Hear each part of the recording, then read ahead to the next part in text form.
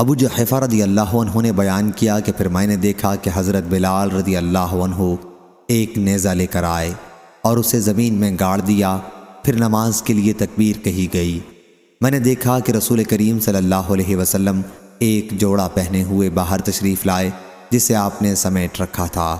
پھر آپ نے نیزہ کے سامنے کھڑے ہو کر 2 رکعت نماز عید پڑھائی، اور میں نے دیکھا کہ انسان اور جانور حضرت صلی اللہ علیہ وسلم کے سامنے نیزے کے باہر کی طرف سے گزر رہے تھے۔ صحیح بخاری حدیث نمبر 5786۔ حضرت ابو ہریرہ رضی اللہ عنہ نے بیان کیا کہ نبی کریم صلی اللہ علیہ وسلم نے فرمایا، تہبند کا جو حصہ ٹخنوں سے نیچے لٹکا ہو وہ جہنم میں ہوگا۔ صحیح بخاری حدیث نمبر 5787۔ امام مالک رحمہ اللہ نے خبر دی، انہیں ابو زناد نے، انہیں اعرج نے اور انہیں حضرت ابو ہریرہ رضی اللہ عنہ نے، کہ رسول اللہ صلی اللہ علیہ وسلم نے فرمایا، جو شخص اپنا تہبند غرور کی وجہ سے گھسیٹتا ہے، اللہ تعالیٰ قیامت کے دن اس کی طرف نظر بھی نہیں کرے گا۔ صحیح بخاری حدیث نمبر 5788۔